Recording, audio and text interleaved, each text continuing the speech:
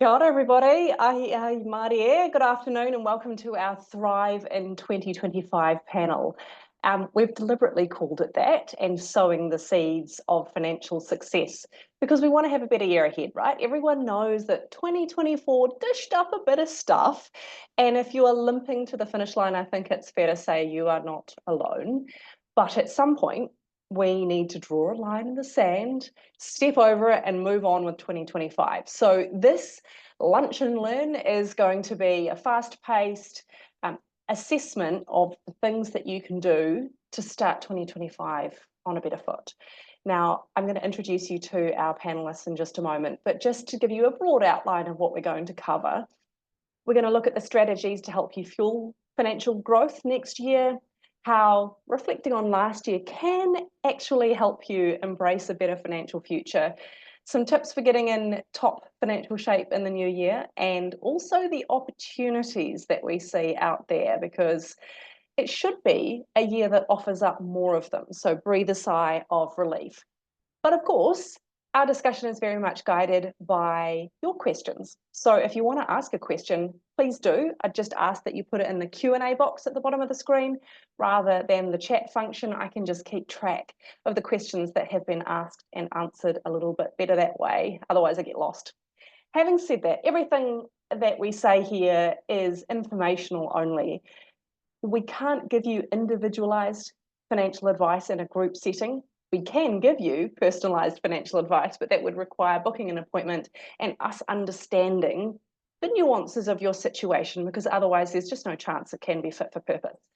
That said, I hope that this information is going to be really useful to you and we can start setting you up for a better 2025. So we haven't got long, so let's get things underway. I'd like to introduce you to our fantastic panel this afternoon. They're all financial advisors and coaches at Enable Me. First up, Shelley Palman. Shelley, I say, can always be relied on to call it like she sees it. She does not mince her words, so expect her to be very direct with you today about what is required, but sometimes that is exactly what you need to hear. So kia ora, Shelley. Thanks for that. Spade is spade. Yeah, that's me. That's right. Now, Justin Gauci is a whiz with a spreadsheet, loves a sports analogy, and is such a lovely and genuine guy that we forgive him his Australian accent. Kia ora, Justin. Afternoon, Nadine. Thanks for having me. And last but not least, Dianne Barlow, who is an advisor who walks the talk and puts herself in her clients' shoes and goes on the journey with them. And so as a result, she gets pretty excited when her clients make that final mortgage payment or settle on a new property or achieve anything at all. Kia ora, Dianne. Hello, thanks for having me. And my name is Nadine Higgins. I'm also a financial advisor and coach at Enable Me, but in a past life I was a journalist, so they get me to ask the questions. So funnel them through me, through the Q&A box at any time, and I will put them to our experts. So let's get things underway. One of the things I think is often a handbrake for people is feeling like they're the only person who has felt or experienced a certain thing. So I'd love to hear from you, Shelley, some of the common themes you saw for your clients this year, if only so that we can all take reassurance from the fact that we weren't alone. Yes, absolutely. And thanks, Nadine. And yeah, like I love the spin on Thrive for 25. You know, we're not surviving anymore. That phrase was definitely repeated by my clients to me. Particularly in those first sessions when they come in and see me, you know, we are just surviving. And I think it wasn't necessarily that they actually were, like no doubt there were those people that were just living on the edge, absolutely. But even if you weren't and you kind of did have a little bit of fat in the budget, people still had that general sense that they were just surviving. And, you know, words like winter of discontent, and you know, all very negative connotation, was the theme of 2024. So a lot of down kind of feeling. I would say the sentiment was very low this year, and that definitely flowed through from, the people that I would see. A little bit sad, but it's changing now. It is changing. Yeah. 3 weeks to Christmas, right?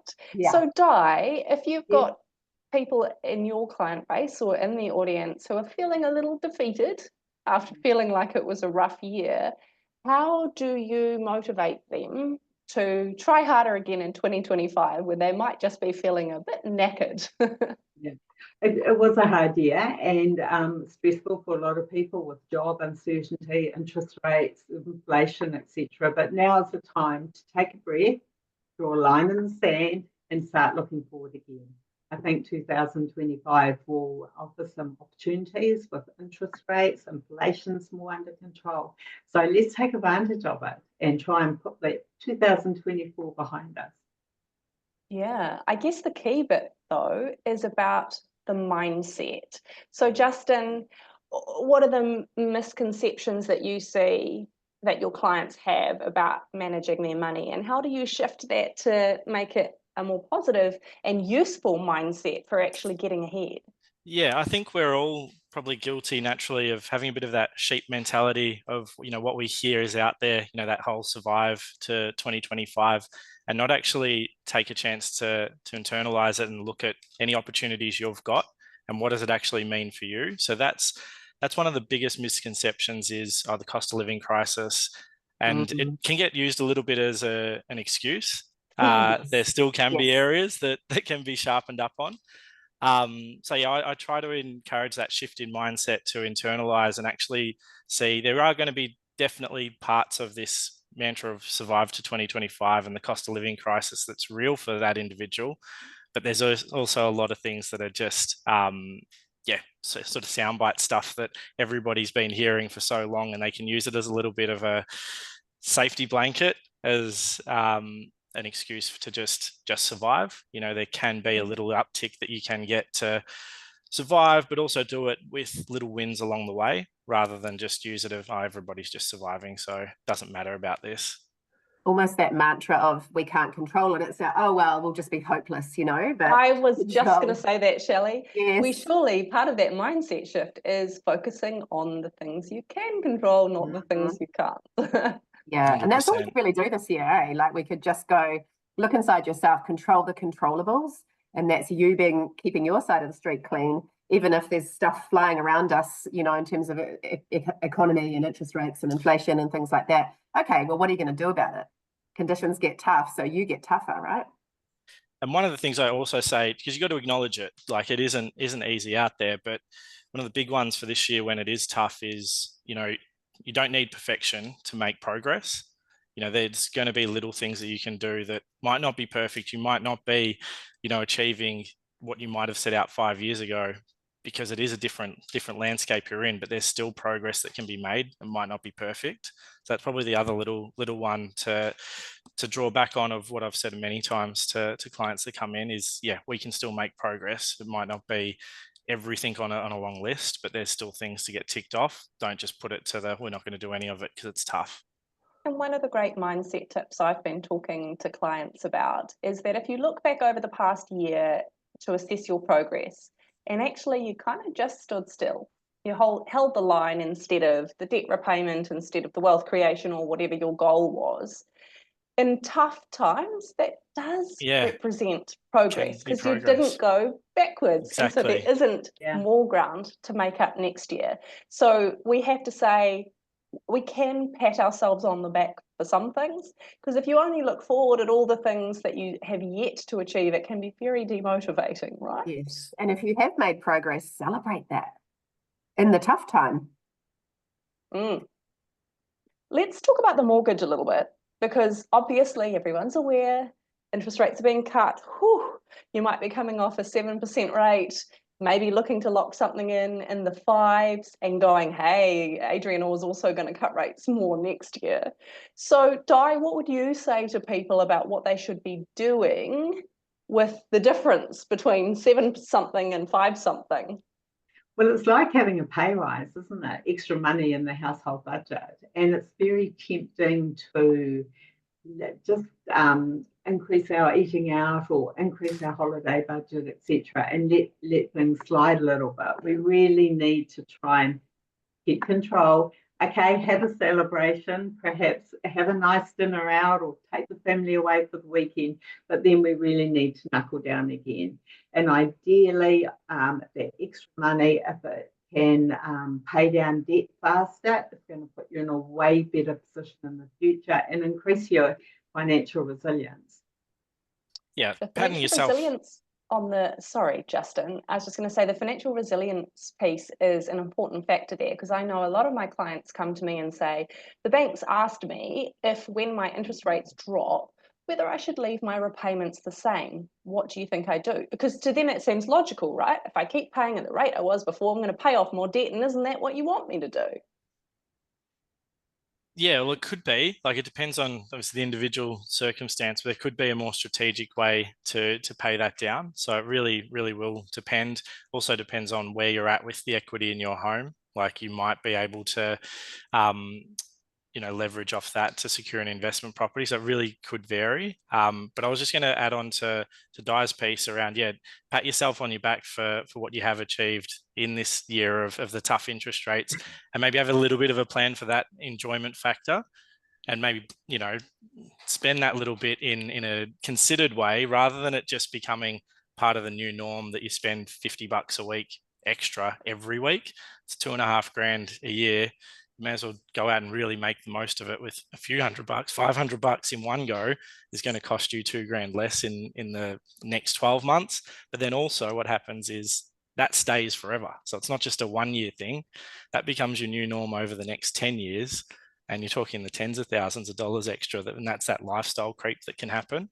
So yeah, it's a really, really, great achievement to survive. But yeah, don't let that lifestyle creep just become the new norm. I like that, Justin. You're basically saying, let's go out and have a proper knees up and then go back to our knitting. Sounds like a good time of year to have the knees up too, right? Yeah, sun's out. Make the most of it. Yeah, and then knuckle back down again. Shelley, I guess one of the other big questions people are asking at the moment is, if I'm going to refix, given that I know interest rates are going to fall again and probably within the next 3 months, what should I be doing? How should I fix? Yeah, well, there's no guarantee that interest rates will go down. Just because Adrienne says they may drop the OCR, that does not necessarily represent an equivalent drop in terms of interest rates. And so we saw some banks dropping at sort of 20 basis points, even though the Reserve Bank dropped it by 50. So because banks don't just borrow off the Reserve Bank, they borrow off multiple different, and that's called the wholesale market. And so there is absolutely no guarantee that interest rates are going to go down. So the fixing period is a question we get a lot, and it definitely depends on your individual circumstances. At the moment, the general consensus is we're still going around that 6-month mark. But hey, you might be in a slightly different space where you've got other stuff going on. And I think that's where it's really critical to kind of get the right advice in that space. So there's no one size fits all around fixing periods. There is a risk to fixing for a long period. There is a risk to fixing for a short period, and it's crystal ball gazing. So we just don't know. So that's where kind of linking back to going, well, what is your individual plan? And what can you tolerate over the next kind of, 6 months, 12 months, 24 months? And that kind of guides how we recommend fixing, because it's just not exactly. That doesn't work for everybody. No, we can get really fixated on getting that extra 0.2% or 0.1% and overlooked the fact that there's actual slippage in our own spending that equates to far more than whatever we're managing to negotiate with the bank. That said, we always want the best rate we can get, but it has to be the one applicable to our circumstances. Yeah. When it comes to looking ahead to the new year, between us and the new year is this expensive wee time called Christmas. And I know this can be the undoing of a lot of people because they feel the pressure, whether it's family pressure, societal pressure, pressure from the kids. Yeah. Yes. So Di, do you have some good advice for people to navigate this period without ending up in the new year going, oh my word, how am I supposed to get ahead this year when I got behind right at the tail end? Well, once again, it's about planning and setting budgets. A lot of families nowadays are doing the one name in the hat. So instead of buying, 6 or 7 adults a gift each, they're buying one. For our family, we just had $50. Look, I know you can't buy the gift of your dreams, but it's not about that. It's all about getting together, having family time. And even with the kiddies, they all put a name in the hat, and they love going and spending $20 on their cousin. So there's it is about talking to the family members. It is setting expectations with the kids, and for some people with the kids, it's like, we're going to have an amazing holiday. You know, Christmas is not about just buying stuff. Those sorts of things. That's all I can really offer. Yeah. Well, Shelley, I know yours are Yeah. teenagers, so is that a discussion you are having with them? Like, hey, this is 100%. what Christmas looks like at the minute. Absolutely, absolutely. And my daughter is definitely my child. So she's already asked me, actually, I would say 6 weeks ago now, she said to me, Mum, what's the budget? So she's 15 to set the scene. Mum, what's the budget? She's been well trained. She's very well trained. Indoctrinated, one might say. So yeah, about 6 weeks ago, she said to me, Mum, what's the budget? And then I had the PowerPoint presentation. Here's what I want. Here's the link so you can buy it. Wait till the Black Friday sales, Mum, before you do it. But the PowerPoint presentation got reviewed as the prices dropped with Black Friday, because she could add a few more slides. But yeah, she knew, and she knows now with me, because this has kind of been multiple years of this happening, you know, and it's not a massive budget.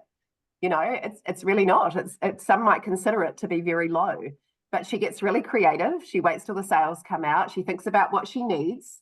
And I really admire that, you know, and it's kind of, we're having that conversation, and just going back, Di, to what you were saying before as well. So I'm having that conversation with her around how much I intend spending, because she doesn't believe in her anymore. So there's no mythical, you know, need to hide that conversation. But yeah, also with friends and family, and just Secret Santa can be $10. You know, get really creative. It does not have to be this expensive time. People just want to spend time together. Yeah. Let's talk about some of the opportunities that lie ahead in 2025, because there will be some, and you need to prepare yourself to be ready to take advantage of them. What do you see those opportunities as being, Justin? Yeah, I think we've touched on them briefly already. Those lower interest rates, you know, for some of the first home buyers I've worked with this year that have fixed, you know, got in at one of the hardest times, they're going to be coming off 7s and into 5s, 5.5s. You know, that's about $15,000 to $20,000 extra that they don't have to spend next year. So that's a massive opportunity. It's what do we do with that? You know, that things we said before, enjoy a little bit of it, but how do we put the rest of it to work? There'll be people that I've met a lot of people this year that have a lot of equity in their homes, but servicing rates at the high 8s or 9s, they couldn't do anything with that. You know, the cost to hold an investment property was so high that the banks wouldn't lend to them, even if they're nearly mortgage free on their home. So that's a big one that we're already seeing start to happen in the market. But it's understanding your situation with what's actually happening in the live environment. There's going to be plenty there in that interest rate space, all linked to that. So yeah, it would be capitalizing on that as soon as you can is probably my big tip.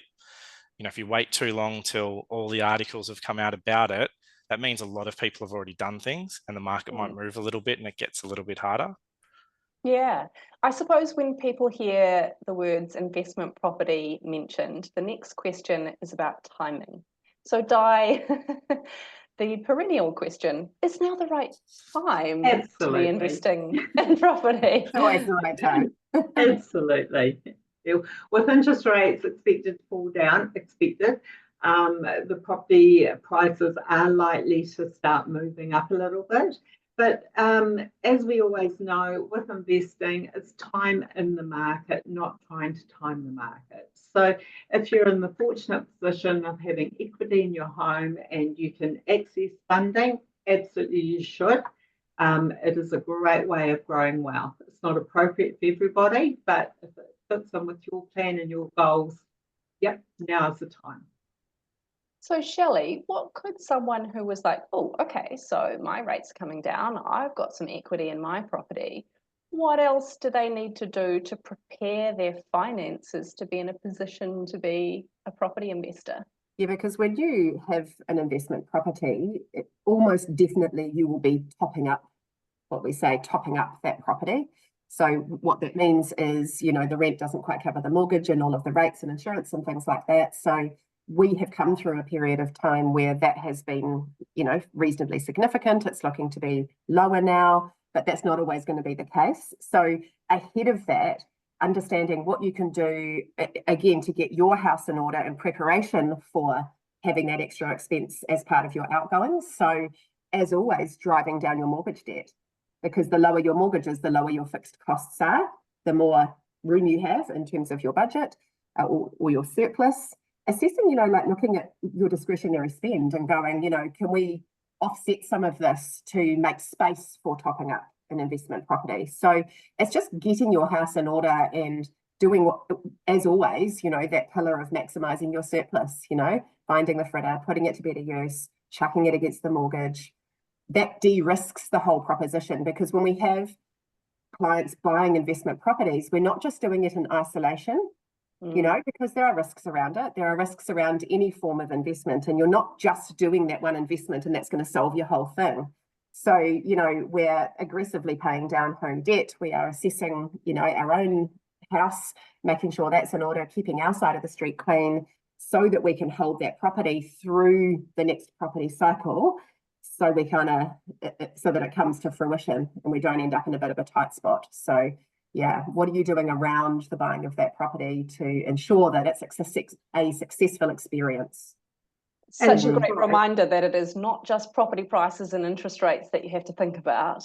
It is the entirety of your financial situation. Just a quick reminder to everybody on the call, because we've only got about 7 minutes left, that if you do want to take advantage of these three fantastic financial experts on the call, please pop it through a question. We've had some that you've sent through in advance of this webinar, and so we're working through some of those. But if you've got a burning question right now, please ask. There's no stupid questions. We're happy to answer anything that you might want to know. There is a question here that I really like, and I'm going to ask it to each of you.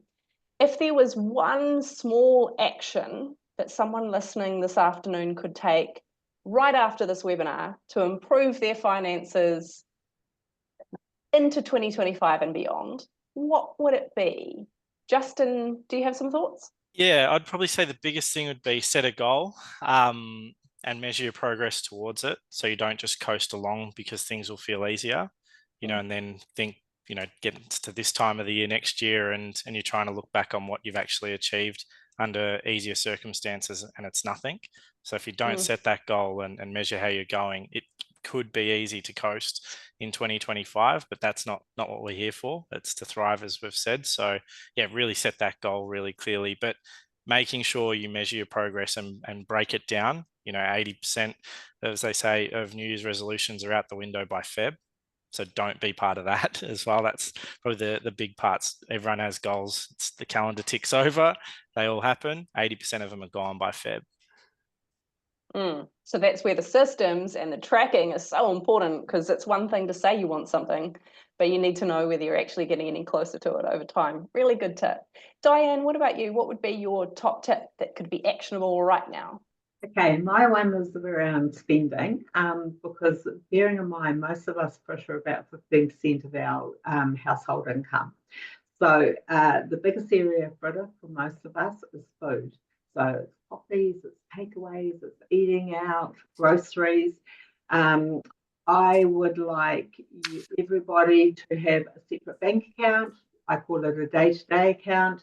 A certain amount goes in there every week, every 7 days. When it's gone, it's gone.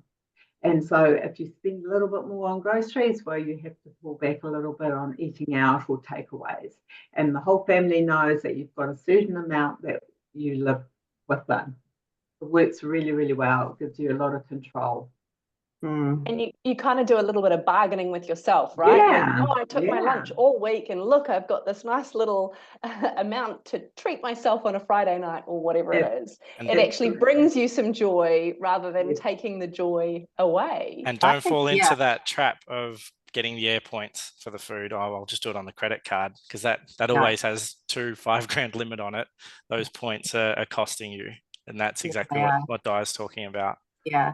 My hot tip segues a little bit from that, Justin, actually. I was just going to say one thing, Di, about, you know, allowing yourself that food budget for the week is for people who are savers. It removes guilt from, say, like you say, Nadine, you do a bit of bargaining, right? So for someone like myself, I am a saver. I do feel guilt around spend, but I also like going out for dinner. So I have no guilt about going out for dinner. I thoroughly enjoy it because I don't sit there thinking you can't afford this, Shelley. Because I know I can afford it because I've budgeted for it and that's the amount I've allocated for the week. So it removes guilt around those things because generally food brings us pleasure. So it's kind of nice to go, this is a pleasurable experience and there is no guilt associated with me doing this. I'm still within my confines. So that's just me being a saver. But that's a nice side benefit of doing that system. I think that's a really good point to make because a lot of people think of a spending plan or a budget or a goal as restrictive. And what you're telling us is that it actually can achieve the opposite. It can give you freedom to go, it's okay, I don't need to fret about this expense because I have planned for it. So therefore, I don't have to get indigestion after my beautiful meal out. I can just enjoy it. It's genius. It's genius. So I love that one, Di. And Justin, about the credit card thing. So I actually have 2 hot tips. The first one is do not use a credit card. And I call them scalps. And so I chop my, I actually hand the scissors to my clients. We chop up the credit card together and we dance around it in a ritualistic fashion. No, we don't actually dance around the credit card. Sounds like you're running some sort of witch's coven. Yeah. We light it, no. But point being, move away from credit, Afterpay, credit cards, whatever. You know, there's just a very high upper limit to that credit card, or it may not be if you're at the limit of it. But yeah, just move away, step away from the credit card is my first hot tip. My second hot tip, this is in the context of having an awesome 2025. Come and see Enable Me. Come and see Enable Me. My one best piece of advice is work with a coach, because knowing what to do and watching these webinars is great, but the magic is in the execution. And that's what we help our clients do. On that note, it sounds like self-promotion. And look, it is to a degree, but we're saying it because it works and we have thousands of clients that will attest to that. If you do want to make the most of our services, we're just offering you a discounted consultation. You just need to book that today. Doesn't mean you have to have it today, but bookings in the new year really book up fast. So I would say secure that rate today. Get your booking in the diary. Don't put it off to February or March because then it'll be December and we'll be having the same conversation over again. If you actually want to set some goals and stick to them, and this time next year, look back with pride at all you've achieved, I think that's one of the most powerful things that you can do. So you can scan the QR code or you can go to the URL that's on your screen right now, get that booked in, and we will, any one of the 4 of us will be looking forward to working with you in the new year to help nail 2025 to ensure that you thrive. We are out of time, so a huge thank you to Shelley and Justin and Dianne. A fantastic fast-paced panel, our final one of 2024, and we're all looking forward to a fantastic 2025. So I hope you've enjoyed it. Have a lovely afternoon. Kia pai tō rā. Thank you. Thanks.